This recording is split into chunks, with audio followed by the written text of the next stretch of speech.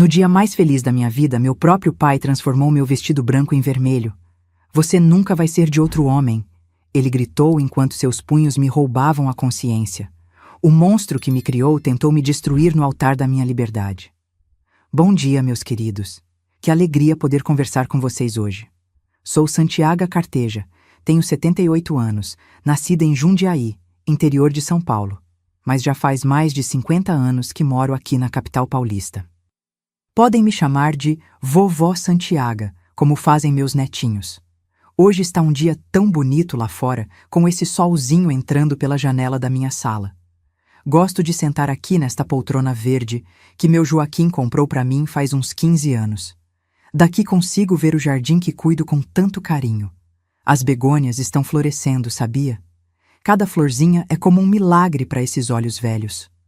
Todas as manhãs, depois do café, venho cuidar das minhas plantinhas. Tenho de tudo um pouco: alecrim, manjericão, hortelã e até umas rosas que são o xodó do meu coração. Comecei esse jardim quando me mudei para essa casinha, depois que meu Joaquim se aposentou da fábrica. Ele dizia que eu tinha mãos abençoadas, porque tudo que eu plantava vingava. Acho que é porque converso com as plantas, conto histórias para elas. Elas gostam de ouvir, sabe? Igualzinho vocês. Aos domingos, meus filhos vêm almoçar aqui com os netinhos. São 5 netos, cada um mais sapeca que o outro. A Valentina, de 12 anos, já me ajuda a fazer o doce de abóbora que o avô dela tanto gostava. Meu Joaquim se foi faz 5 anos, mas parece que foi ontem que estávamos dançando na sala ao som do rádio velho. Hoje em dia, além de cuidar do meu jardim, faço parte de um grupo de senhoras na paróquia. Nos reunimos às terças-feiras para fazer trabalhos de tricô e crochê. Tudo o que fazemos vai para famílias necessitadas do bairro. Comecei a participar desse grupo depois que fiquei viúva. Foi um jeito que encontrei de ocupar a mente e o coração, sabe? Quando perdemos alguém que amamos tanto, precisamos encontrar novos motivos para sorrir. Ah, antes que eu me esqueça, queria pedir um favorzinho para vocês. Se gostarem da minha historinha, cliquem naquele botãozinho de gostei e se inscrevam no canal. Isso ajuda muito esta vovó aqui a continuar compartilhando suas memórias com mais e mais pessoas. É como se vocês estivessem me convidando para um cafezinho na sala de casa de vocês, entende? E vocês, meus queridos e minhas queridas que estão me assistindo agora, me contem aqui nos comentários. De qual cidadezinha vocês estão me assistindo? E em que horinha do dia encontraram esse vídeo da vovó? Será que estão tomando um cafezinho da manhã, descansando depois do almoço, ou já se preparando para dormir? Eu sempre leio todos os comentários e fico tão feliz em saber de onde vocês são e quando. Tiram um tempinho do dia para ouvir as histórias dessa vovó aqui. Me conta, viu? Vamos criar uma corrente de carinho. Hoje quero contar para vocês uma história que guardei dentro do peito por muitos anos. Uma história sobre uma menina que precisou aprender que às vezes o amor machuca e que nem sempre quem deveria nos proteger realmente o faz. Mas também é uma história de superação, de como encontrei a verdadeira felicidade depois de tanta dor. Vocês sabem, a vida nem sempre é um mar de rosas. Às vezes as espinhas nos ferem, e as feridas que mais demoram para cicatrizar são aquelas feitas por quem deveria nos amar. Mas também são essas cicatrizes que nos ensinam as lições mais valiosas. E foi assim comigo, quando ainda era uma mocinha sonhadora, muito antes de me tornar essa vovó de cabelos brancos que vos fala hoje. Vou levar vocês para uma viagem no tempo, lá para minha infância, quando o mundo parecia grande demais para uma menina pequena, crescendo sob a sombra de um homem que todos respeitavam, mas que, dentro de casa, era uma tempestade constante. Vou contar como sobrevivi a essa tempestade e encontrei meu arco-íris. Nasci em Jundiaí, no ano de 1947, numa casa pequena de tijolos à vista no bairro da Vila Arens. Meu pai, Eurípides Carteja, trabalhava na antiga Companhia Paulista de Estrada de Ferro, e minha mãe, Ernestina, cuidava da casa e de nós, os filhos. Éramos 3, eu, a mais velha, meu irmão Reginaldo, 2 anos mais novo, e Marcolina, a caçulinha, que chegou quando eu já tinha 7 anos. Nossa casa era simples, mas minha mãe mantinha tudo muito limpo e organizado. Lembro do cheiro de cera no assoalho de madeira que ela passava toda semana, esfregando de joelhos com um pano de saco. As paredes eram brancas, e na sala ficava uma estante com alguns livros e a foto do casamento deles numa moldura de metal prateado. Na cozinha, tínhamos um fogão a lenha que esquentava a casa inteira nos dias frios de inverno. O quintal era de terra batida, com um pé de jabuticaba no canto, algumas galinhas ciscando e um tanque de cimento onde minha mãe lavava nossas roupas. Papai saía bem cedinho para o trabalho, ainda escuro, e só voltava quando o sol já estava se pondo. Mamãe dizia que ele era um homem trabalhador e que devíamos ter orgulho dele, e tínhamos, pelo menos até a porta se fechar e nós ficarmos sozinhos com ele. Desde pequenina, aprendi a ler o humor do meu pai pelo barulho dos seus passos quando chegava em casa. Se eram passos leves e rápidos, era sinal de que tinha sido um bom dia. Podíamos sorrir e até fazer algumas perguntas durante o jantar.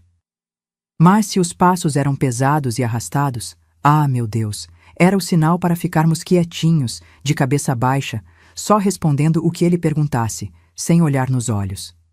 O seu pai tem responsabilidades pesadas, Santiago. Precisa sustentar a família toda. É normal que às vezes ele fique nervoso. Minha mãe sempre dizia quando enxugava minhas lágrimas depois de alguma bronca mais severa dele. Mas eu percebia, mesmo criança, como ela tremia quando ouvia aqueles passos pesados entrando em casa. Nas manhãs, eu ia para a Escola Estadual Conde do Parnaíba, a poucos quarteirões de casa. Gostava de estudar, principalmente quando a professora Celina lia histórias para a classe. Ela tinha um jeito mágico de fazer as palavras ganharem vida. Foi ela quem me ensinou a amar os livros, a encontrar neles um refúgio para os dias difíceis. Depois da escola, brincava um pouco na rua com as crianças da vizinhança.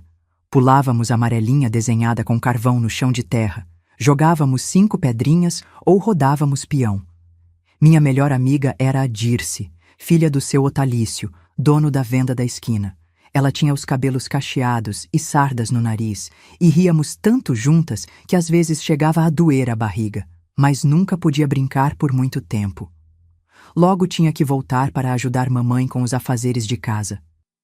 Aos 8 anos, já lavava louça em pé numa cadeira para alcançar a pia. Aos 10, já sabia fazer arroz sem deixar queimar. Minha mãe dizia que eu precisava aprender cedo para ser uma boa dona de casa no futuro. Homem nenhum quer uma mulher que não sabe cuidar do lar, Santiago. Ela repetia enquanto me ensinava a passar roupas ou a fazer sabão com sobras de gordura. E você vai precisar de um bom marido um dia. Os domingos eram especiais em Jundiaí. De manhã íamos à missa na igreja matriz. Eu toda orgulhosa, no meu único vestido bom, de organdi azul claro, com faixa de cetim na cintura. Depois, se papai estivesse de bom humor, às vezes ele nos levava para tomar sorvete na Praça Governador Pedro de Toledo, ou para ver o movimento dos trens na estação. Era nesses momentos raros que eu via um outro lado do meu pai. Ele sabia os nomes de todas as locomotivas, explicava como funcionavam as máquinas e até me colocava nos ombros para que eu pudesse ver melhor quando passava algum trem importante. Seus olhos brilhavam ao falar das ferrovias e ele sorria de um jeito que quase nunca víamos em casa. Mas conforme fui crescendo, esses momentos foram se tornando cada vez mais raros. Quando completei 12 anos, lembro que meu corpo começou a mudar, e com ele, o olhar do meu pai sobre mim também mudou. Onde antes havia um certo carinho distante, agora havia uma vigilância constante, como se eu fosse uma prisioneira que precisava ser vigiada. Menina, não pode ficar na rua até tarde, ele dizia, me puxando pelo braço quando eu demorava alguns minutos a mais brincando com a Dirce. E já está na hora de parar com essas brincadeiras de criança. Você já está mocinha. Foi nessa época que as restrições começaram a ficar mais severas. Não podia mais usar saias acima do joelho. Não podia conversar com meninos, nem mesmo os filhos dos vizinhos com quem brincava desde pequena. E Deus me livre se demorasse 1 minuto a mais na volta da escola. Era castigo na certa. Seu pai só quer te proteger. Minha mãe justificava em voz baixa, enquanto me abraçava depois que ele gritava comigo. Eu sentia seu corpo franzino tremendo contra o meu, e percebia que ela também tinha medo. Os homens lá fora são perigosos, filha. Seu pai conhece o mundo melhor que nós. Mas eu já começava a entender que talvez o perigo não estivesse apenas lá fora. Havia noites em que acordava com o choro abafado da minha mãe vindo do quarto deles. De manhã, ela aparecia com olheiras fundas, ou, às vezes, com um lenço amarrado na cabeça, cobrindo marcas que só muito mais tarde compreendi o que eram. Em Jundiaí, naquela época, todos respeitavam muito meu pai. Na igreja, ele era um dos primeiros a chegar e dos últimos a sair. Cumprimentava o padre com deferência, ajudava nas quermesses, era conhecido por sua dedicação ao trabalho na ferrovia. Um homem de respeito, diziam. Um pai de família exemplar. Como podiam não ver o que acontecia quando as portas se fechavam? Como não notavam o medo nos olhos da minha mãe, os hematomas disfarçados, o silêncio pesado que caía sobre nossa casa quando ele chegava? Nas festas juninas da cidade, quando toda Jundiaí se reunia para celebrar São João com fogueiras, quentão e dança de quadrilha, meu pai se transformava. Sorria para todos, conversava animadamente, até dançava com minha mãe. As pessoas diziam, que família bonita os Carteja. E eu, vestida de caipira com trancinhas e sardas pintadas, fingia que era verdade, que éramos realmente aquela família feliz que todos viam. Quando completei 13 anos, veio a primeira grande tragédia da minha vida. Minha mãe, que já vinha adoecendo há algum tempo com uma tosse que não passava, foi diagnosticada com tuberculose. Em poucos meses, ela definhou na nossa frente, cada dia mais magra e fraca, até que uma manhã simplesmente não acordou mais. Com a partida da minha mãe, algo se quebrou definitivamente dentro do meu pai. O pouco de doçura que às vezes conseguíamos vislumbrar desapareceu completamente. Em seu lugar, ficou apenas a amargura, a raiva e um controle ainda mais sufocante sobre mim e meus irmãos. Foi nesse momento que compreendi que minha infância tinha acabado de vez. Aos 13 anos, assumi o papel da minha mãe. Cuidava da casa, do Reginaldo e da pequena Marcolina, cozinhava, lavava, passava. E ainda tentava ir à escola, porque a professora Celina insistia que eu era inteligente demais para parar de estudar. Mas os olhos do meu pai me seguiam por toda parte, e suas palavras se tornavam cada dia mais duras. Você não vai ser como aquelas moças perdidas da cidade. Enquanto eu for vivo, você vai andar na linha, Santiago. Ou vai se arrepender.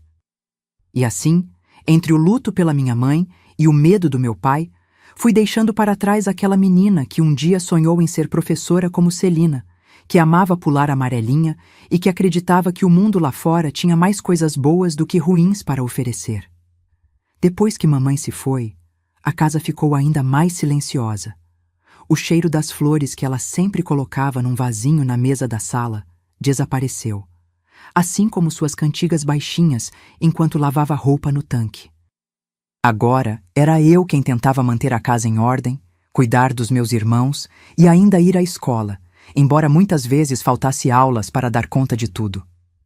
Aos 15 anos, eu já era praticamente a dona da casa. Acordava antes do sol nascer para acender o fogão a lenha, preparar o café para meu pai e meus irmãos, deixar o almoço encaminhado. Reginaldo, com seus 13 anos, começou a trabalhar como ajudante na ferrovia também, por influência do papai. Já a pequena Marcolina, com apenas 8 anos, ficava sob meus cuidados quando não estava na escola. Cuidado com essa menina, Santiago. Não quero que ela se perca por aí enquanto estou trabalhando. Meu pai ordenava todos os dias antes de sair. E eu obedecia, com medo do que aconteceria se ele chegasse e não encontrasse tudo como esperava. Aos poucos, fui perdendo contato com minhas amigas de escola. A Dirce até vinha me visitar de vez em quando, mas logo percebia que meu pai não gostava dela por lá. Essa menina é muito solta, ele resmungava depois que ela ia embora. Fica por aí conversando com qualquer um, Não é companhia para você. Com o tempo, até a Dirce parou de vir. Eu a via de longe na missa aos domingos, rodeada de outras moças, rindo e conversando sobre coisas que eu já não fazia parte. Uma vez, ela me acenou e eu só consegui sorrir brevemente antes de sentir a mão do meu pai apertar meu braço, me puxando para longe. A professora Celina foi a única que não desistiu de mim. Mesmo com minhas faltas frequentes, ela vinha até nossa casa trazer lições e livros. A Santiaga tem um dom com as palavras, ela dizia ao meu pai. Seria uma pena desperdiçar esse talento. Meu pai a recebia com educação forçada, mas assim que ela saía, guardava os livros no alto do armário, onde eu não alcançava. Estudo demais só enche a cabeça de moça com bobagens. O que você precisa aprender é a ser uma boa dona de casa, não ficar lendo essas histórias. Foi numa dessas visitas da professora Celina, quando eu tinha 16 anos, que conheci o sobrinho dela, Teodósio, que a acompanhou até nossa casa. Ele era alguns anos mais velho, estudava na capital para ser médico e tinha vindo passar as férias em Jundiaí com a tia. Alto, de óculos, falava manso e me olhou de um jeito que ninguém nunca tinha olhado antes, como se eu fosse alguém importante, alguém que merecia ser ouvida. Quando eles foram embora, meu pai explodiu numa fúria que eu raramente tinha visto antes. Vi o jeito que aquele rapazinho olhou para você e o jeito que você sorriu para ele. Está querendo virar uma qualquer? É isso que você quer? Naquela noite, ele me trancou no quarto e disse que eu não iria mais à escola. Se é isso que a escola está te ensinando, a dar sorrisinhos para rapazes, então acabou. Você vai ficar em casa onde posso te vigiar. E assim foi. De um dia para o outro, meus estudos acabaram. A professora Celina ainda tentou intervir, mas meu pai foi irredutível. Eu tinha completado apenas o primário, e meus sonhos de continuar estudando morreram ali, trancados junto comigo naquele quarto pequeno de paredes descascadas. Os anos seguintes foram de uma solidão indescritível.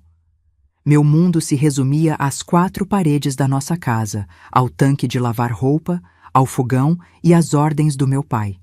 Reginaldo, que começou a ficar mais tempo fora de casa com seus amigos da ferrovia, às vezes tentava me defender, mas logo apanhava também e saía batendo a porta. Quando completei 18 anos, aconteceu algo que mudaria tudo. A irmã do meu pai, tia Justina, que morava em São Paulo, veio nos visitar após anos sem aparecer.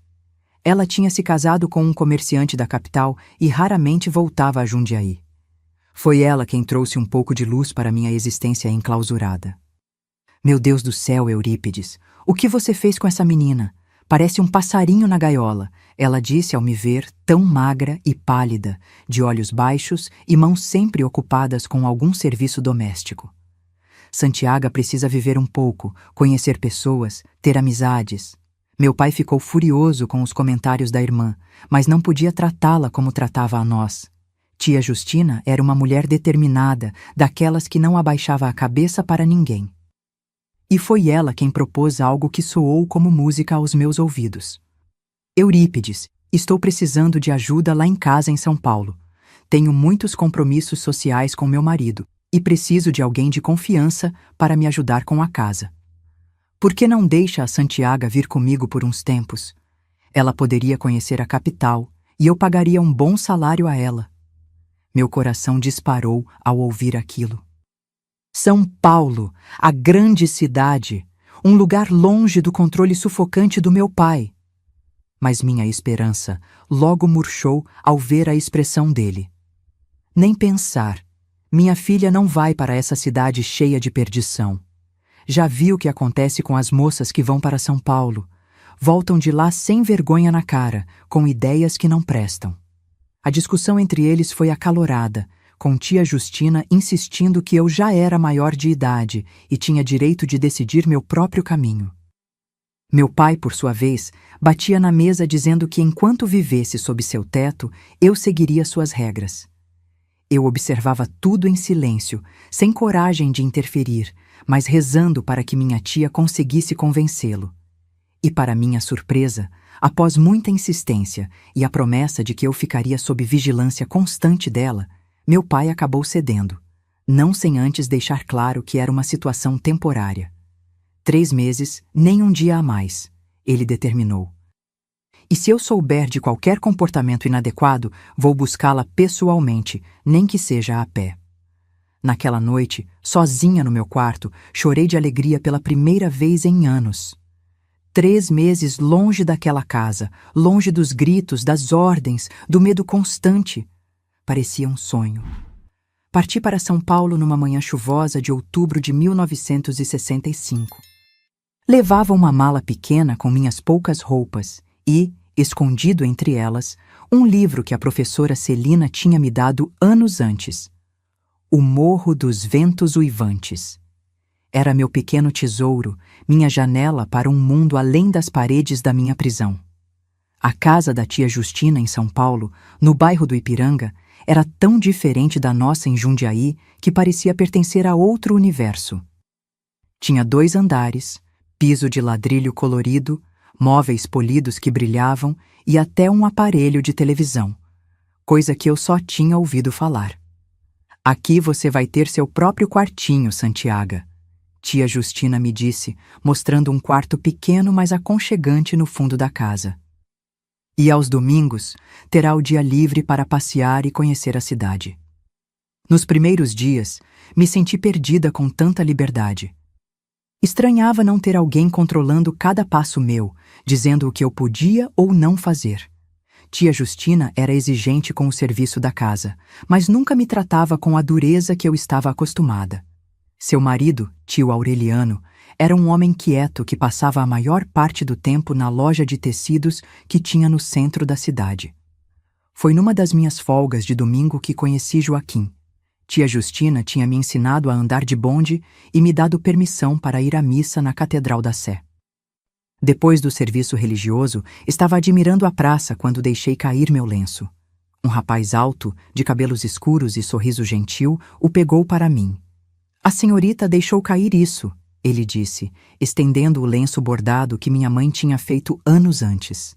Seus olhos eram da cor de mel, e havia neles uma bondade que me fez corar. Obrigada", gaguejei, desacostumada a falar com estranhos, especialmente homens jovens. "Primeira vez na Sé?", ele perguntou, notando meu olhar maravilhado para a catedral. Quando confirmei com a cabeça, ele sorriu mais. "Sou Joaquim Barbosa. Trabalho aqui perto, na tipografia paulistana. Se quiser, posso lhe mostrar outros lugares bonitos da cidade nos próximos domingos." O medo que meu pai tinha plantado em mim me fez recuar inicialmente. Homens eram perigosos, ele sempre disse. Não se podia confiar neles. Mas havia algo em Joaquim, uma tranquilidade, uma respeitabilidade que me fez aceitar seu convite para um café ali mesmo na praça, sob os olhos de todos. Aquele café se transformou em encontros dominicais regulares. Joaquim me mostrou o Parque da Luz, o Museu do Ipiranga, o mercado municipal com suas frutas coloridas e barulho alegre. E, mais importante, me mostrou que existiam homens diferentes do meu pai, homens que falavam com gentileza, que ouviam o que eu tinha a dizer, que respeitavam meus pensamentos. Quando os 3 meses estavam chegando ao fim, entrei em pânico.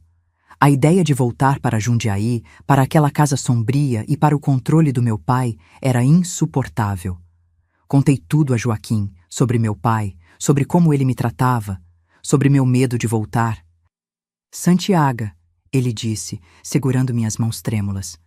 "Eu sei que nos conhecemos há pouco tempo, mas eu te amo. Não consigo imaginar minha vida sem você agora. Case-se comigo, e você nunca mais terá que voltar para aquela casa." Meu coração quase parou. Casamento. A solução que eu jamais tinha imaginado. Como esposa de outro homem, legalmente eu estaria livre do controle do meu pai. Mas não era só por isso que aceitei o pedido de Joaquim. Nos poucos meses que o conheci, aprendi a amar sua gentileza, seu respeito, sua forma de me fazer sentir valorizada. "Sim", respondi, com lágrimas nos olhos. "Sim, eu me caso com você. mas eu sabia que meu pai jamais aceitaria facilmente.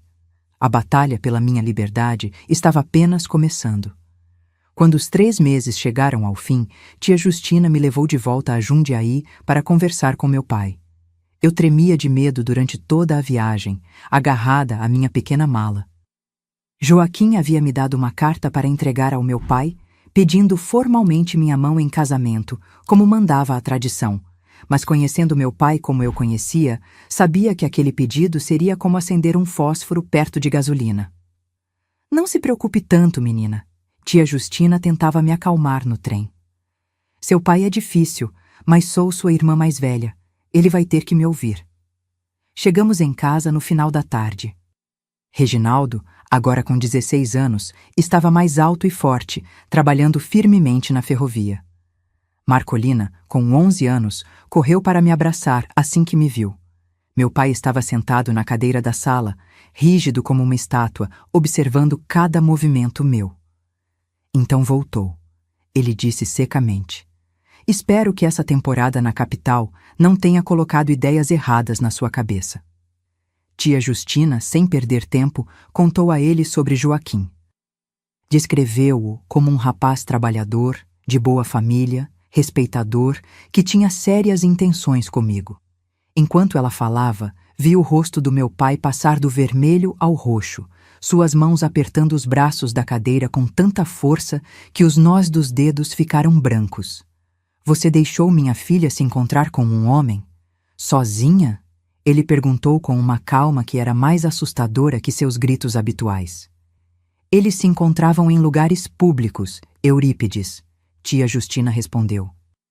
"Joaquim é um moço sério, trabalha na tipografia há anos, tem economias, quer fazer as coisas direito." Quando entreguei a carta de Joaquim para meu pai, suas mãos tremiam tanto que achei que ele a rasgaria sem ler.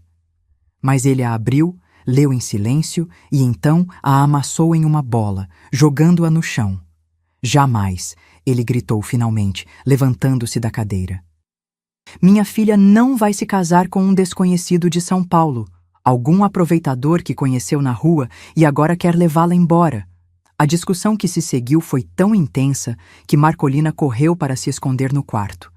Tia Justina e meu pai gritavam um com o outro como nunca tinha visto antes. E eu, tremendo num canto, tentava reunir coragem para dizer o que precisava ser dito.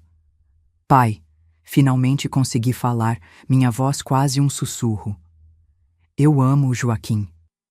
E vou me casar com ele, com ou sem sua bênção." O silêncio que caiu sobre a sala foi ensurdecedor. Meu pai virou-se lentamente para mim, seus olhos faiscando de ódio. "O que você disse?" perguntou, dando um passo em minha direção. Eu já sou maior de idade", continuei, minha voz falhando, mas determinada. "Posso tomar minhas próprias decisões." A mão dele veio tão rápida que nem vi. Só senti o impacto contra meu rosto, tão forte que caí no chão. Tia Justina gritou e tentou se colocar entre nós, mas meu pai a empurrou para o lado. "Ingrata!" ele gritava, enquanto eu me encolhia no chão. "Depois de tudo que fiz por você, é assim que me agradece? Querendo fugir com o primeiro homem que lhe dá atenção?" Tia Justina conseguiu me puxar para fora da casa, com meu pai ainda gritando todas as maldições que conhecia. Naquela noite, dormimos na casa de uma amiga dela em Jundiaí, e no dia seguinte voltamos para São Paulo, sem me deixar despedir dos meus irmãos. "Ele vai se acalmar", tia Justina dizia, tentando me consolar no trem de volta. "Quando perceber que você está decidida, que é um bom rapaz, ele vai aceitar." Mas no fundo, eu sabia que meu pai jamais aceitaria. Para ele, eu era uma propriedade, não uma pessoa com desejos próprios. Minha decisão de me casar não era vista como um passo natural da vida, mas como uma traição imperdoável. Nas semanas seguintes, fiquei morando com tia Justina em São Paulo, enquanto Joaquim e eu planejávamos um casamento simples. Sem o consentimento do meu pai, teríamos que esperar eu completar 21 anos para nos casarmos legalmente sem sua autorização. Mas Joaquim sugeriu uma solução. Poderíamos ter uma cerimônia religiosa primeiro, e depois, quando eu tivesse idade, oficializaríamos no civil. Enquanto isso, Reginaldo me escrevia às escondidas, contando que nosso pai estava mais intratável do que nunca, quebrando coisas pela casa e jurando que me buscaria de volta, nem que fosse amarrada. Essas cartas me deixavam apavorada, mas Joaquim sempre me tranquilizava. Ele não pode fazer nada contra sua vontade, Santiago, ele dizia, segurando minhas mãos entre as suas. Estamos em 1966, não na Idade Média, e eu sempre estarei aqui para te proteger. O amor de Joaquim era como um bálsamo para todas as feridas que meu pai tinha deixado em mim ao longo dos anos. Sua paciência, seu respeito pelo meu espaço e meus sentimentos, a forma como valorizava minhas opiniões, tudo isso era tão diferente do que eu conhecia que às vezes me perguntava se não estava sonhando.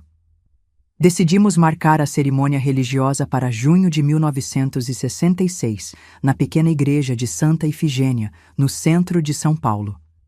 Seria algo simples, com poucos convidados, basicamente amigos de Joaquim, tia Justina e tio Aureliano, e alguns colegas do trabalho.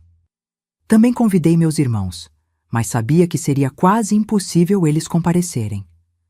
Para minha surpresa, 2 semanas antes do casamento, recebi uma carta do meu pai. Tia Justina a trouxe com uma expressão preocupada, dizendo que havia chegado pelo correio. Com mãos trêmulas, abri o envelope. A carta era curta e seca. Dizia que ele havia refletido, e embora não aprovasse minha escolha, não queria que sua filha se casasse como uma órfã.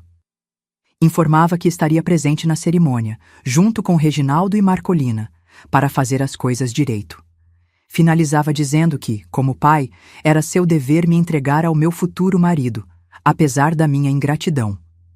Aquelas palavras me deixaram num turbilhão de emoções. Por um lado, sentia um alívio enorme por poder ter meus irmãos no meu casamento, especialmente Marcolina, que sentia tanta falta. Por outro, conhecia bem demais meu pai para acreditar que ele tinha mudado de ideia tão facilmente. Não confio nele, confessei a Joaquim quando lhe mostrei a carta. Meu pai nunca volta atrás em nada. Deve estar tramando alguma coisa. O que ele poderia fazer numa igreja cheia de pessoas? Joaquim argumentou, sempre otimista. Talvez ele realmente tenha pensado melhor. Afinal, é seu pai. Quis acreditar nisso. Quis acreditar que talvez, no fundo, existisse um pouco de amor verdadeiro naquele homem que me criou. Que talvez ele pudesse me ver feliz e ficar feliz por mim. No dia do casamento, acordei com o coração dividido entre a alegria e o medo. Tia Justina tinha me ajudado a costurar um vestido simples, mas bonito, de cetim branco com pequenas pérolas no corpete. Não era luxuoso como os das noivas ricas, mas para mim era perfeito. Quando cheguei à igreja, meu coração quase parou ao ver meu pai parado na entrada, vestido com seu melhor terno, ao lado de Reginaldo e Marcolina.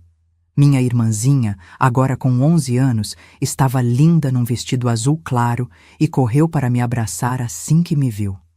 "Santi, que saudades! Você está parecendo uma princesa!" ela exclamou, seus olhinhos brilhando de admiração.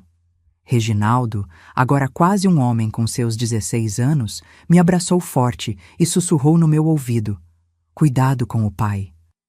Ele bebeu o caminho todo até aqui. Senti um calafrio percorrer minha espinha.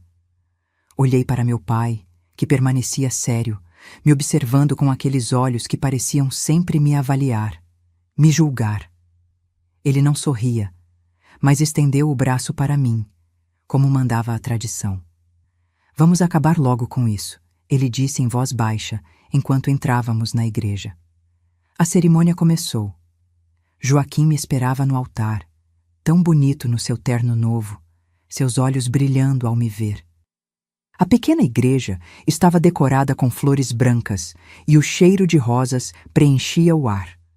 Apesar do meu nervosismo pela presença do meu pai, senti uma felicidade profunda ao caminhar em direção ao homem que amava, que representava a minha chance de uma vida nova, livre do medo. Quando o padre perguntou quem me entregava em casamento, meu pai apertou meu braço com força antes de dizer: eu, seu pai. Então me entregou a Joaquim e foi sentar-se no primeiro banco, ao lado dos meus irmãos. Durante toda a cerimônia, senti seu olhar pesado sobre mim. Tentei me concentrar nas palavras do padre, nas mãos gentis de Joaquim segurando as minhas, nas promessas que fazíamos um ao outro. Este era o início da minha nova vida, eu repetia para mim mesma. A partir de hoje, seria a senhora Barbosa, não mais a filha do Eurípides Carteja.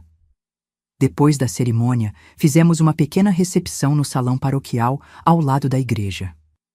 Havia um bolo simples, alguns salgadinhos e refrigerante para os convidados. Vi meu pai em um canto, bebendo algo que tinha trazido numa garrafa escondida no bolso do paletó. Ele recusava conversar com qualquer pessoa, apenas observando, com aquele olhar que eu conhecia tão bem. O olhar que precedia as tempestades. Foi quando Joaquim e eu estávamos cortando o bolo que meu pai se aproximou. Seu andar já estava instável por causa da bebida e seu rosto tinha aquela vermelhidão característica. Preciso falar com minha filha, ele disse a Joaquim, sua voz engrolada. Uma última conversa de pai para filha. Joaquim olhou para mim, incerto. Eu hesitei, mas pensei que talvez, apenas talvez, meu pai quisesse se despedir apropriadamente, ou até mesmo pedir desculpas pelo passado. Ingenuidade minha. Está bem, pai, respondi. Podemos conversar no escritório do padre. É logo ali. Caminhei ao lado dele até a pequena sala, deixando a porta entreaberta. Assim que entramos, percebi meu erro. O olhar dele mudou completamente e a máscara de pai resignado caiu por completo. Você acha que vai me abandonar assim, para viver com esse tipógrafo? Ele cuspiu as palavras com desprezo. Depois de tudo que fiz por você? De tudo que sacrifiquei? Pai, por favor, implorei, já recuando em direção à porta. É meu dia de casamento. Não podemos apenas... Não consegui terminar a frase. Sua mão voou em direção ao meu rosto com toda a força, me jogando contra a parede. A dor explodiu em minha cabeça e senti o gosto metálico de sangue na boca. Ingrata, ele gritava, enquanto avançava para mim novamente. Vagabunda! Pensa que pode me trocar por outro homem assim? Pensa que pode me deixar? Seus punhos continuavam a cair em meu rosto, meus ombros, meus braços, que eu erguia numa tentativa inútil de me proteger. Ouvi o som do tecido do meu vestido rasgando. Senti algo quente escorrendo pelo meu rosto. O mundo começou a girar ao meu redor, as vozes e sons se distanciando, como se eu estivesse afundando na água. Você é minha filha, ele continuava a gritar, enquanto eu escorregava para o chão. Minha, entendeu? A última coisa que me lembro daquele momento foi o som distante de vozes alteradas e da porta sendo aberta com violência. Então, escuridão. Quando voltei a mim, estava deitada em uma cama estranha, com um cheiro forte de éter e desinfetante no ar. Tentei abrir os olhos, mas um deles parecia selado, inchado demais para se mover. Com o outro, consegui ver paredes brancas e uma janela com cortinas claras. Um hospital. Ela acordou, graças a Deus! Ouvi a voz de Joaquim, tão próxima que me assustei. Ele estava sentado ao lado da cama, segurando minha mão, com olheiras profundas e o terno do casamento ainda vestido, embora amassado e manchado de sangue. Meu sangue ou dele? Foi meu primeiro pensamento confuso. Santiago, meu amor, Joaquim disse, beijando minha mão com lágrimas nos olhos. Você está segura agora. Ele não vai mais te machucar. Aos poucos, enquanto a névoa da inconsciência se dissipava, comecei a lembrar o que tinha acontecido. Meu pai, o escritório, os golpes, o vestido rasgado, a escuridão. O que aconteceu? Perguntei, minha voz saindo rouca e dolorida. Percebi que meu lábio estava cortado e inchado, dificultando a fala. Joaquim respirou fundo, como se reunisse coragem para me contar. Quando você e seu pai saíram, fiquei preocupado. Você parecia tão nervosa. Depois de alguns minutos, decidi verificar se estava tudo bem. Foi quando ouvi seus gritos abafados. Ele parou, engolindo em seco, seus olhos marejados fixos nos meus. Tentei abrir a porta, mas havia algo bloqueando. Quando finalmente consegui entrar, vi ele sobre você, e você no chão, já desacordada, o vestido, seu rosto sangrando. Joaquim não conseguiu continuar. Abaixou a cabeça, seus ombros sacudindo em soluços silenciosos. Nunca o tinha visto chorar antes, e aquilo partiu meu coração ainda mais do que meus próprios ferimentos. "O que você fez?" perguntei, embora já soubesse a resposta pelo estado do terno dele. "Perdi a cabeça", ele confessou, enxugando as lágrimas com as costas da mão. Avancei para ele. Naquele momento, não estava pensando, só queria que ele parasse, que se afastasse de você. Nós lutamos. Ele era forte, mais forte do que eu imaginava para a idade dele. Estava completamente descontrolado, gritando coisas horríveis, que você era propriedade dele, que nenhum homem tinha o direito de levá-la embora.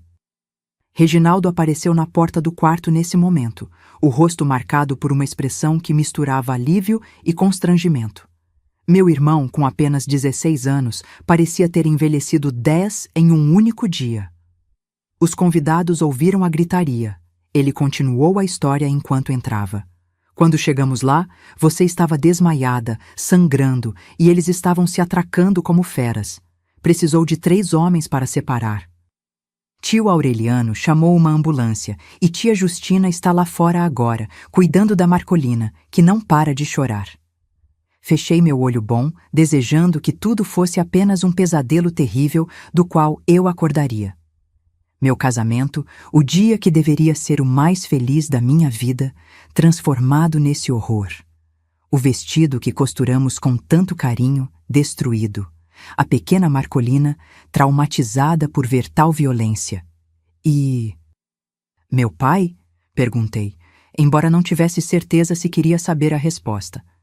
Joaquim e Reginaldo trocaram um olhar rápido antes de meu irmão responder. "A polícia o levou. Ele está detido por agressão. Muitas pessoas testemunharam o estado em que você ficou e... Bem, não havia como negar o que ele fez." Senti um misto de horror e alívio. Jamais imaginei que meu próprio pai terminaria numa delegacia, preso por me agredir. Parte de mim, aquela menina que ainda esperava que um dia ele me amasse como um pai deve amar uma filha, queria chorar por ele. Mas outra parte, a mulher que tinha sobrevivido anos de seus abusos, sentia como se finalmente pudesse respirar. "Os médicos disseram que você teve sorte", Joaquim falou, mudando de assunto. "Apesar dos hematomas e cortes, não há fraturas graves. O olho vai desinchar em alguns dias, mas precisa ficar em observação por causa da concussão." Naquele momento, a porta se abriu novamente e um médico entrou, seguido por tia Justina. O doutor, um senhor de cabelos grisalhos e expressão gentil, examinou meus ferimentos, fez algumas perguntas sobre dores e tonturas e depois me deu um sorriso reconfortante. "A senhora Barbosa vai ficar bem", ele disse a Joaquim. "Fisicamente, pelo menos. Os ferimentos vão cicatrizar com o tempo. Recomendo repouso absoluto por pelo menos 2 semanas. 2 semanas. Nossa lua de mel seria passada em um quarto de hospital, com meu rosto inchado e corpo dolorido. Não foi assim que sonhei com o início do meu casamento." Quando o médico saiu, tia Justina se aproximou da cama, seus olhos vermelhos de tanto chorar. "Minha menina", ela disse, acariciando meus cabelos com cuidado para não tocar nos machucados. "Eu devia ter imaginado, devia ter previsto que Eurípides faria algo assim. A obsessão dele por você sempre foi doentia." "Não é sua culpa, tia", respondi, embora cada palavra fosse uma pequena agonia para meus lábios cortados. Ninguém poderia imaginar que ele chegaria a esse ponto, nem eu, que o conheço tão bem. Mais tarde naquele dia, quando finalmente fiquei sozinha com Joaquim, ele se sentou na beirada da cama e segurou minha mão com uma delicadeza quase reverencial, como se temesse que eu pudesse quebrar ao menor toque. Santiago, ele disse, sua voz embargada. Quero que saiba que isso não muda nada entre nós. Você ainda é minha esposa, a mulher que escolhi para compartilhar minha vida. E prometo, pela minha alma, que nunca, jamais, permitirei que alguém te machuque novamente. Suas palavras caíram como bálsamo sobre as feridas abertas da minha alma. Por anos, tinha vivido sob o controle de um homem que dizia me proteger enquanto me destruía por dentro. Agora, estava ao lado de alguém que prometia proteção real, baseada no respeito e no amor verdadeiro. Eu só queria entender, murmurei, as lágrimas escorrendo pelas minhas bochechas machucadas. Por que ele me odeia tanto? O que eu fiz para merecer tanta raiva? Não é ódio, meu amor, Joaquim respondeu, depois de um momento de reflexão. É obsessão, controle. Seu pai não suportou a ideia de perder o domínio que exercia sobre você. Não é sua culpa. Nunca foi. Naquela noite, deitada naquela cama de hospital, enquanto Joaquim dormia desconfortavelmente numa cadeira ao meu lado, recusando-se a ir para casa, nem que fosse por algumas horas, tive um sonho vívido. Sonhei com minha mãe, Ernestina, que não via há tantos anos. No sonho, ela estava sentada ao pé da minha cama, usando o mesmo vestido florido que usava nos domingos para ir à missa. Seu rosto estava sereno, sem as marcas de sofrimento que eu lembrava dos últimos dias antes de sua morte. Filha, ela disse, sua voz exatamente como eu lembrava, perdoe seu pai, não por ele, mas por você mesma. O perdão não é para os outros, é para libertar nosso próprio coração. Acordei sobressaltada, o quarto do hospital banhado pela luz suave do amanhecer. Joaquim continuava ali, dormindo na cadeira desconfortável, seu rosto marcado pela preocupação mesmo no sono. E entendi que minha mãe, ou pelo menos minha memória dela, estava certa.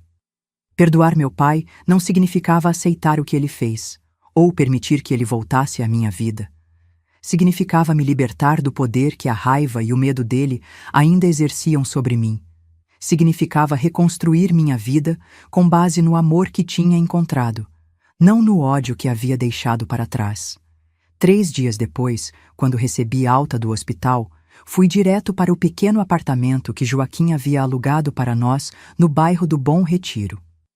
Era um lugar modesto, com apenas 2 cômodos, mas para mim, representava um palácio de liberdade. Nos meses que se seguiram, enquanto minhas feridas físicas cicatrizavam, Joaquim mostrou uma paciência e dedicação que nunca imaginei possíveis. À noite, quando os pesadelos me acordavam gritando, ele estava lá, segurando-me em seus braços até que meu coração parasse de correr. Quando eu hesitava em sair de casa, temendo encontrar meu pai em cada esquina, ele gentilmente me encorajava, nunca forçando, sempre respeitando meu ritmo. Foi ele quem sugeriu que eu voltasse a estudar, completando meus estudos interrompidos anos antes. Você sempre falou da professora Celina com tanto carinho, ele disse uma noite, enquanto jantávamos. Ela via potencial em você. Não é tarde para retomá-lo. Com seu incentivo, matriculei-me num curso noturno para adultos, enquanto durante o dia ajudava na pequena papelaria que Joaquim abriu alguns meses depois do nosso casamento, próxima à tipografia onde trabalhava. A cada pequena conquista, uma boa nota, um elogio de um professor, a primeira vez que conseguia atender um cliente sozinha na loja, sentia as amarras do meu passado se soltando um pouco mais. Quanto ao meu pai, soube por Reginaldo que ele foi libertado após algumas semanas na cadeia. Voltou para Jundiaí, mais amargo e isolado do que nunca. Tentou uma vez me procurar em São Paulo, mas Joaquim o impediu de se aproximar, deixando claro que chamaria a polícia se ele insistisse.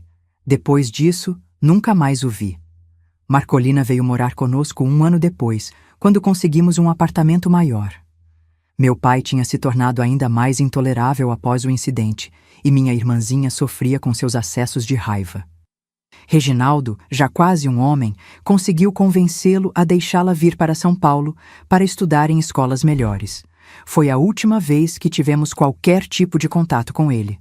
A vida tem um jeito curioso de reconstruir o que foi quebrado, como um vaso de cerâmica que, partido em 1000 pedaços, é restaurado com fios de ouro, tornando-se ainda mais bonito e valioso do que antes. Foi assim que me senti nos anos que se seguiram àquele terrível dia de junho de 1966. Com Marcolina morando conosco, nosso pequeno apartamento no Bom Retiro ficou apertado demais. Joaquim, sempre atento às nossas necessidades, encontrou um lugar maior no bairro da Muca, perto da escola onde minha irmã estudava.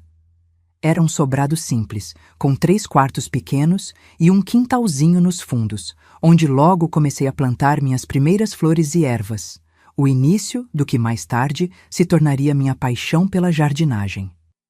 Nossa papelaria, a Papelaria Barbosa, prosperava modestamente. Começou como um negócio pequeno, vendendo apenas material escolar básico e artigos para escritório, mas com o tempo expandimos para incluir livros didáticos e até uma pequena seção de literatura. Joaquim cuidava das compras e da contabilidade, enquanto eu atendia os clientes e organizava as prateleiras. Marcolina ajudava depois da escola, especialmente durante o período de volta às aulas, quando o movimento aumentava. Em 1968, 2 anos após nosso casamento, completei meus estudos no curso supletivo. A formatura foi um momento de imensa alegria e orgulho. Usando beca e capelo, recebi meu diploma diante dos olhos marejados de Joaquim e dos aplausos entusiasmados de Marcolina e Reginaldo, que vinha nos visitar sempre que podia. Sua mãe estaria tão orgulhosa, Reginaldo me disse naquele dia, abraçando-me forte. Era a primeira vez que falávamos dela em muito tempo, e senti como se sua presença estivesse ali conosco, abençoando aquele momento. Foi durante a festa após a formatura que Teodósio, o sobrinho da professora Celina, aquele mesmo rapaz que meu pai tanto detestou anos antes, reapareceu em minha vida. Agora formado em medicina e trabalhando num hospital público em São Paulo, ele veio com a tia, que tinha sido convidada especial para a celebração. Sempre soube que você conseguiria, Santiago, ele me disse, com aquele mesmo sorriso gentil que eu lembrava. Tia Celina nunca perdeu a esperança. A professora Celina, agora aposentada e com os cabelos completamente brancos, foi uma das pessoas que mais me incentivou a continuar estudando. Ela me visitava regularmente, trazia livros e se ofereceu diversas vezes para cuidar de Marcolina quando precisávamos trabalhar até mais tarde na papelaria. Sabe, minha filha, ela me disse numa dessas visitas, quando você era menina em Jundiaí, eu via em seus olhos uma luz especial. Mesmo quando seu pai a tirou da escola, sempre soube que aquela luz não se apagaria. Apenas esperaria o momento certo para brilhar novamente. Com o incentivo dela e o apoio constante de Joaquim, decidi que queria ir além. Em 1970, prestei vestibular para o curso de Letras na Universidade de São Paulo. Estudava à noite, depois de fechar a papelaria, muitas vezes até altas horas, com Joaquim trazendo café para me manter acordada. Foi um período de muito esforço, mas cada página lida, cada prova superada, era como um tijolo na construção da minha nova identidade. Não mais a filha aterrorizada de Eurípides Carteja, mas Santiago Barbosa, estudante universitária, comerciante, irmã, esposa. Nossa família cresceu em 1972, quando nasceu nosso primeiro filho, Augusto. Tive uma gravidez tranquila, mas o parto foi difícil e demorado. Joaquim ficou ao meu lado o tempo todo, segurando minha mão, enxugando meu suor, me dando força quando achei que não conseguiria mais. Quando finalmente ouvimos o choro forte do nosso menino, vi lágrimas escorrerem pelo rosto do meu marido. Ele é perfeito, Joaquim sussurrou, olhando maravilhado para o pequeno embrulho nos meus braços. Igual à mãe. Marcolina, agora com 17 anos, tornou-se uma tia coruja e babá dedicada. Ela já estava terminando o colegial e sonhava em se tornar enfermeira. Reginaldo, que havia se casado com uma moça de Jundiaí e continuava trabalhando na ferrovia, veio conhecer o sobrinho assim que pôde, trazendo um cavalinho de madeira que ele mesmo tinha entalhado. A chegada de Augusto fechou ainda mais o círculo de amor e proteção ao nosso redor. Olhando para aquele rostinho inocente, fiz uma promessa silenciosa. Meu filho jamais conheceria o tipo de medo que marcou minha infância. Ele cresceria sabendo-se amado, respeitado, valorizado por quem ele era, não controlado por quem alguém queria que ele fosse. 2 anos depois, em 1974, nossa família se completou com o nascimento de Cecília, nossa filhinha de olhos escuros e cabelos cacheados como os do pai. Com 2 filhos pequenos, tive que trancar a faculdade temporariamente, mas Joaquim insistiu que eu voltaria assim que as crianças estivessem um pouco maiores. Seus sonhos não acabaram, só estão em pausa, ele me dizia, enquanto ninava Cecília para que eu pudesse descansar um pouco. Somos parceiros, lembra? Nos revezamos para que ambos possamos realizar o que desejamos, e foi exatamente o que fizemos. Quando Cecília completou 3 anos e começou a frequentar o jardim de infância, retomei meus estudos. A rotina era exaustiva. Acordar cedo para preparar as crianças para uma escola, trabalhar na papelaria durante o dia, assistir aulas à noite, estudar nas madrugadas, mas cada sacrifício valia a pena quando pensava no exemplo que estava dando aos meus filhos. Me formei em letras em 1978, com Joaquim, Marcolina, já formada em enfermagem, Augusto e Cecília aplaudindo orgulhosos na plateia. Reginaldo não pôde vir desta vez. Sua esposa estava nos últimos dias de gravidez do 2º filho deles. Foi durante a festa de formatura que recebi uma notícia que reabriu antigas feridas. Tio Aureliano, que ainda mantinha alguns contatos em Jundiaí, soube através de conhecidos que meu pai estava muito doente. Um câncer no pulmão, resultado de décadas fumando aqueles cigarros de palha que sempre o acompanhavam. Os médicos não davam mais do que alguns meses de vida para ele. A notícia me atingiu de forma inesperada. Achei que já tinha feito as pazes com meu passado, que os sentimentos pelo meu pai, fossem eles quais fossem, já estavam resolvidos dentro de mim. Mas descobri que ainda havia nós que precisavam ser desatados. O que você quer fazer? Joaquim me perguntou naquela noite, quando estávamos sozinhos em nosso quarto, depois de colocar as crianças para dormir. Não sei, respondi honestamente. Parte de mim quer ignorar, seguir em frente como se ele já estivesse morto. Afinal, para mim, de certa forma, ele morreu naquele dia na igreja. Mas outra parte ainda é aquela menina que queria a aprovação do pai. Joaquim completou suavemente, conhecendo-me tão bem quanto eu mesma. Passei semanas debatendo internamente o que fazer. Consultei Reginaldo, que também não via nosso pai há anos. Ele foi claro. Não tenho interesse em vê-lo novamente. Ele fez sua escolha quando levantou a mão para você naquele dia. Marcolina, por outro lado, tinha memórias mais nebulosas. Ela era muito jovem quando saiu de casa, e embora tivesse presenciado o episódio traumático do meu casamento, suas lembranças do pai eram confusas, momentos de carinho misturados com instantes de terror inexplicável. No final, decidi que precisava vê-lo uma última vez, não por ele, mas por mim, para fechar aquele capítulo definitivamente. Para olhar nos olhos do homem que tanto me machucou e mostrar que eu havia sobrevivido, prosperado, me tornado muito mais do que ele jamais imaginou que eu poderia ser. Joaquim insistiu em ir comigo, mas pedi que ficasse com as crianças. Isso é algo que preciso fazer sozinha, expliquei. Ele entendeu, como sempre, mas fez questão de me levar até Jundiaí e esperar no hotel enquanto eu visitava a casa onde cresci. A cidade tinha mudado muito nos quase 15 anos desde que saí. Novas ruas, prédios onde antes havia apenas casas baixas, o movimento intenso de automóveis que substituíram as carroças da minha infância.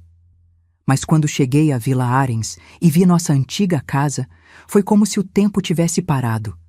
Era menor do que eu lembrava, mais deteriorada. O quintal onde brincava estava coberto de mato alto, a jabuticabeira há muito cortada. Bati na porta com o coração acelerado, sem saber o que esperar ou como reagiria ao ver meu pai novamente. Quem atendeu foi uma senhora que se apresentou como Juvelina, uma vizinha que estava cuidando dele nos últimos meses. Ele não tem mais ninguém, ela explicou, conduzindo-me para dentro. Seus filhos foram embora há anos. Não que eu os culpe. O interior da casa estava ainda mais deteriorado que o exterior. O cheiro de mofo misturado ao odor de medicamentos e doença era sufocante. Os poucos móveis que restavam estavam cobertos de poeira e desgastados pelo tempo. E lá, deitado numa cama improvisada na sala, estava ele. Mal reconheci o homem que um dia fora meu pai. Eurípides Carteja, outrora forte e imponente, agora não passava de um esqueleto coberto por uma pele amarelada e enrugada. Seus olhos, afundados nas órbitas, haviam perdido aquele brilho de fúria que tanto me aterrorizava. Quando me viu, uma sombra de reconhecimento passou por seu rosto devastado pela doença. Santiago? Ele murmurou, sua voz quase inaudível. É você mesmo? Aproximei-me da cama, sentindo uma mistura de compaixão e um estranho distanciamento, como se estivesse olhando para um estranho, não para o homem que me gerou. Sim, pai, sou eu. Ele tentou se erguer, mas não tinha forças. Uma tosse violenta sacudiu seu corpo frágil, e Juvelina rapidamente trouxe um pano para limpar o sangue que manchou seus lábios ressecados. Eu vou deixar vocês a sós, ela disse, retirando-se para a cozinha. Um silêncio pesado caiu entre nós. O que se diz a alguém que foi seu maior terror e agora jaz indefeso, à beira da morte? Que palavras poderiam abranger tudo o que ficou por dizer durante tantos anos? Você está bem? Ele perguntou finalmente, seus olhos percorrendo meu rosto, minha roupa simples mas elegante, procurando talvez por sinais de sofrimento ou fracasso. Estou, pai, respondi com simplicidade. Tenho uma boa vida em São Paulo. Um marido que me respeita, 2 filhos lindos, uma profissão que amo. Sou professora agora, dou aulas de português no ginásio. Vi algo passar por seus olhos. Arrependimento? Orgulho? Remorso? Era impossível dizer. E Marcolina? Reginaldo? Ele perguntou entre acessos de tosse. Estão bem também. Marcolina é enfermeira. Reginaldo continua na ferrovia, tem 2 filhos. Ele fechou os olhos por um momento, como se absorvendo aquelas informações. Quando os abriu novamente, havia lágrimas neles, algo que nunca vi em toda a minha vida. Eu errei muito com vocês, ele disse, cada palavra parecendo custar-lhe um enorme esforço. Principalmente com você, Santiago. Eu não sei porquê. Depois que sua mãe morreu, algo em mim se quebrou. Eu tinha tanto medo de perder vocês também, de falhar, que acabei me tornando um monstro. Não respondi imediatamente. Parte de mim queria dizer que estava tudo bem, perdoá-lo como se suas palavras pudessem apagar décadas de medo e dor. Outra parte queria gritar, jogando na cara dele cada momento de terror que me fez passar. No final, optei pela verdade simples. Sim, pai, você errou, nos machucou muito, mas estamos bem agora, apesar de tudo, encontramos nossos caminhos. Naquela visita a meu pai, não houve grandes reconciliações dramáticas como nos filmes. Não houve choro convulsivo, nem abraços de perdão. Houve apenas um reconhecimento silencioso, de ambas as partes, do que foi e do que poderia ter sido. Ele faleceu 2 semanas depois e fui ao enterro com Joaquim e Reginaldo. Marcolina preferiu não ir. Tenho lembranças demais, ela disse. Prefiro guardar as poucas boas. Depois disso, senti como se um peso tivesse sido removido dos meus ombros. Não porque meu pai se foi, mas porque finalmente tinha encarado aquele último fantasma do meu passado. Estava verdadeiramente livre para viver o presente e construir o futuro. E que futuro construímos, meu Deus? Os anos se transformaram em décadas, os filhos cresceram, a vida seguiu seu curso natural com suas alegrias e desafios. Joaquim e eu envelhecemos juntos, lado a lado, como havíamos prometido naquele dia na igreja de Santa Ifigênia, apesar de todas as adversidades que marcaram o início da nossa união. Augusto seguiu o caminho da educação, como eu. Formou-se em História na USP e hoje é professor universitário. Casou-se com Silvana, uma colega de faculdade, e me deram 2 netos maravilhosos. Valentina, que já está com 12 anos, uma mocinha inteligente e curiosa, e Rafael, de 9, que tem a mesma paixão do avô por livros e histórias. Cecília, sempre independente e determinada, escolheu administração e trabalha numa empresa multinacional. Casou-se um pouco mais tarde, aos 38 anos, com Fernando, um engenheiro que conheceu durante uma viagem de trabalho. Eles têm 3 filhos, os gêmeos Henrique e Heitor, de 7 anos, verdadeiros furacões de energia, e a pequena Beatriz, de apenas 3, a caçulinha que ilumina nossa casa com seu sorriso banguela. Continuei lecionando português até me aposentar, aos 62 anos. Joaquim vendeu a papelaria alguns anos antes, quando os grandes atacadistas começaram a dominar o mercado, tornando difícil para os pequenos comerciantes competirem. Foi uma decisão dolorosa, mas necessária. Com o dinheiro da venda, compramos esta casa onde moro até hoje, aqui no bairro da Aclimação, em São Paulo. Quando Joaquim se aposentou, finalmente tivemos tempo para realizar alguns sonhos antigos. Viajamos pelo Brasil, conhecemos o Pantanal, as praias do Nordeste, as serras gaúchas. Foram anos maravilhosos de descobertas e companheirismo. Como ele adorava fotografar cada lugar que visitávamos.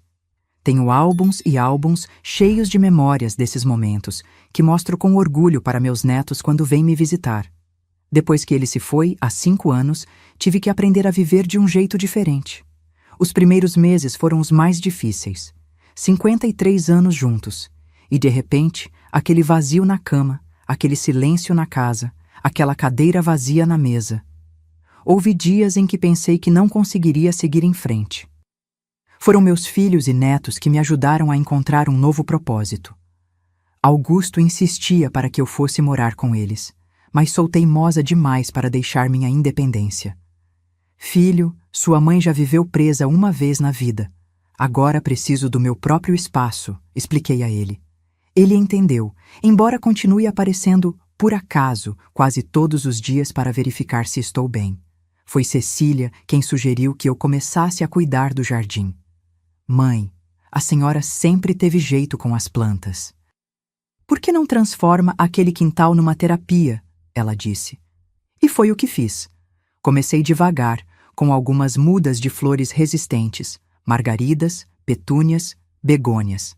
Depois vieram as ervas, alecrim, manjericão, hortelã, que uso para fazer chás e temperar comidas quando a família vem almoçar aos domingos. Hoje, meu jardim é meu refúgio e meu orgulho. Cada planta tem uma história, cada flor representa uma fase da minha vida. As rosas, tão delicadas, mas com espinhos protetores, me lembram das lições que aprendi sobre força e vulnerabilidade. Os girassóis, sempre voltados para a luz, me ensinam a olhar para o que há de bom, mesmo nos dias nublados. E assim vou levando, um dia de cada vez. Às terças-feiras, participo do grupo de artesanato na paróquia. Somos 8 senhoras que tricotam, bordam e conversam sobre tudo, desde receitas até política internacional. Às quintas é dia de levar o Rafael, meu neto, para a aula de violão. Ele insiste que sou sua fã número 1 e preciso estar presente em cada progresso.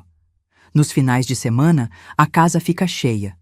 Filhos, netos, todos vêm para o almoço de domingo. Faço questão de cozinhar eu mesma, mesmo quando Silvana e Cecília insistem em ajudar. Deixem a vovó fazer o que gosta, digo, enquanto preparo aquele feijão tropeiro que era o preferido do Joaquim. Depois do almoço, enquanto os adultos conversam na sala, levo os pequenos para o jardim. Ensino-lhes os nomes das flores, como cuidar de cada uma, a importância das abelhas, o ciclo da vida que se renova a cada estação. Valentina, a mais velha, já consegue identificar todas as plantas medicinais e sabe para que serve cada uma. Vó, quando eu crescer quero ser botânica, ela me disse outro dia, e meu coração se encheu de orgulho. À noite, quando todos já foram embora e a casa volta ao seu silêncio habitual, sento-me na minha poltrona verde, aquela mesma que Joaquim me deu há tantos anos, e olho as fotografias na estante. Minha mãe, tão jovem naquela foto antiga em preto e branco. Joaquim no dia da nossa formatura. Augusto e Cecília crianças brincando no quintal da casa da Muca. Os netos em diferentes fases, toda uma vida capturada em imagens. Às vezes, confesso, converso com Joaquim como se ele estivesse ali comigo. Conto sobre o dia, sobre as travessuras dos netos, sobre uma nova flor que desabrochou no jardim. Você ia gostar de ver isso. Digo para o retrato dele na mesinha ao lado. E de alguma forma, sinto que ele vê. Meus queridos, ao contar essa história que guardei por tanto tempo, não busco despertar pena ou compaixão. Compartilho essas memórias porque acredito que nossas cicatrizes, quando expostas à luz, podem iluminar o caminho de outros que ainda caminham na escuridão. Aprendi que a idade não define nossa força, mas sim nossa capacidade de recomeçar cada dia. Quando olho para trás, para aquela menina assustada em Jundiaí, para a noiva com o rosto machucado, para a jovem mãe determinada a estudar, vejo diferentes versões de mim mesma. Todas elas me trouxeram até aqui, a esta senhora de cabelos brancos que vos fala com o coração aberto. Minhas rugas são mapas de sobrevivência, cada uma conta uma história de dor superada.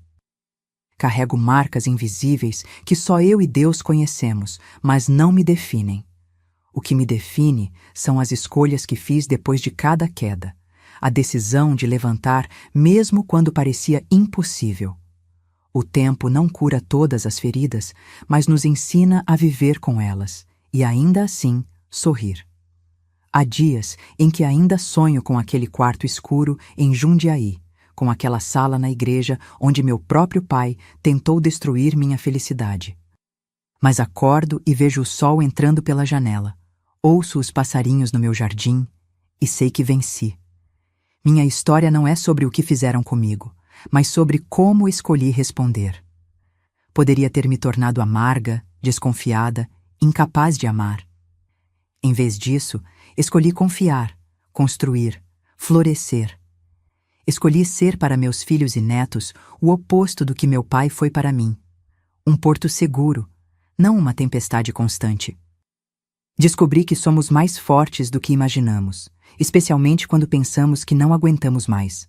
Nos momentos mais escuros da minha vida, quando achei que estava sozinha, sempre aparecia alguém para me estender a mão. Tia Justina, professora Celina, meu querido Joaquim, e mais tarde, meus filhos e amigos. Se você está passando por momentos difíceis, se alguém que deveria te amar está te machucando, saiba que não está sozinho. Em cada cidade, em cada país, existem pessoas prontas para ajudar. Busque informações sobre proteção na sua região. Confie em quem merece sua confiança. Não se isole. A vida me ensinou que até na escuridão mais profunda, nossa luz interior nunca se apaga. Mesmo nas piores circunstâncias, temos dentro de nós a semente da superação. Nunca permiti que minha dignidade fosse roubada, mesmo quando tentaram levar tudo de mim. Aprendi que a verdadeira fortaleza não está em nunca cair, mas em levantar todas as vezes. As quedas são inevitáveis, mas ficar no chão é uma escolha. Escolha sempre se levantar, mesmo que precise de ajuda para isso. Meus queridos que estão me assistindo, se essa história tocou seu coração, por favor, cliquem em gostei e se inscrevam no canal. Cada inscrição me dá força para continuar compartilhando experiências que podem fazer a diferença na vida de alguém. Se você conhece alguém que está sofrendo sob o controle abusivo de outra pessoa, compartilhe este vídeo imediatamente. Sua atitude pode ser o primeiro passo para a libertação dessa pessoa. Deixe nos comentários a palavra coragem se você assistiu até aqui. Essa simples palavra representa tudo o que desejei durante anos e finalmente conquistei. Faça isso agora. Não espere nem mais um minuto. Juntos, formamos uma corrente de apoio e esperança que pode alcançar quem mais precisa. E lembrem-se sempre, a idade me deu sabedoria para entender que nunca é tarde para recomeçar. A dignidade e o respeito são valores universais, não importa onde você esteja. Estenda sua mão, seja parte da solução. Juntos, como uma comunidade global, podemos fazer a diferença.